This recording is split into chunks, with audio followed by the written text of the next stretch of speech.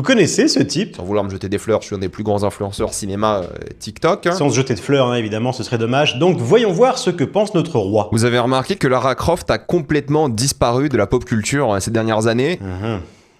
Donc, en 2024, le remaster des 3 premiers jeux est sorti. Complètement disparu. La franchise Tomb Raider atteint les 100 millions de ventes cumulées. Complètement disparu. Netflix commence la diffusion de la légende de Lara Croft qui fera 2 saisons au total. Complètement disparu. En 2025 sort les remasters des jeux 4 à 6. Ces dernières années. On a annoncé une nouvelle série Amazon avec Sophie Turner qui va entamer son tournage en janvier 2026. Complètement 2 nouveaux jeux ont été dévoilés lors des Game Awards 2025. disparu. Mais je sais pas, peut-être qu'il a des sources sérieuses. J'ai vu ça sur Twitter. Voilà. Donc, Avant, les gens se déguisaient en Lara Croft. Genre ça, c'est How I Met Your Mother, c'est Kobe Smulders en Lara Croft, c'est facile. oui.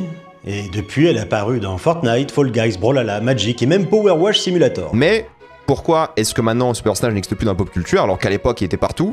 C'est parce qu'on a arrêté de la sexualiser. Alors, c'est vrai que quand le premier jeu est sorti, le milieu du jeu vidéo était très masculinisé, et le marketing de Tomb Raider a clairement exploité la sexualisation de Lara Croft. Aucun doute que ça a attiré l'attention, contribué à son succès, mais on fait pas une saga de 6 jeux et 2 trilogies juste grâce à ça. Sinon, Dead or Alive serait la franchise de jeux de combat qui marcherait le mieux, et spoiler, c'est clairement pas le cas. Pourquoi est-ce que ça a marché pour les gens? Pourquoi est-ce que Tomb Raider, à l'époque, quand Angelina Jolie a fonctionné? Oh, je l'aurais clairement pas tenté celle-là. Ok, le premier film a fonctionné, il a remporté 275 millions de dollars quand même, mais il a été très mal accueilli par la critique qui lui reprochait justement de miser davantage sur le sex appeal d'Angelina Jolie que sur une vraie histoire. C'est pas pour le film, le scénario et tout, les gens avaient hâte de voir ça parce que ça a été Angelina Jolie, elle allait être sexualisée. Bon bah du coup non, hein. Preuve en est, le second film s'est complètement cassé la gueule et a perdu 120 millions de dollars au box-office mondial. Mais depuis qu'on sexualise plus, depuis que maintenant c'est Alicia Vikander et qu'il est beaucoup moins sexualisé parce qu'on a pris une approche plus féministe au cinéma, elle a disparu. Et pourtant, le film avec Alicia Vikander a aussi bien marché que le premier avec Angelina Jolie, 275 millions de dollars tout pareil. Alors que contrairement au film avec Angelina Jolie, lui il est sorti 22 ans après le premier jeu. Du coup la performance est vraiment pas mal. Et les critiques, elles, ont été bien meilleures. Pas ouf, hein, mais meilleures que le premier film, considéré aujourd'hui comme un gros nanar. Hein. Mais bref, vous avez compris, avant elle était hyper sexualisée, Lara Croft.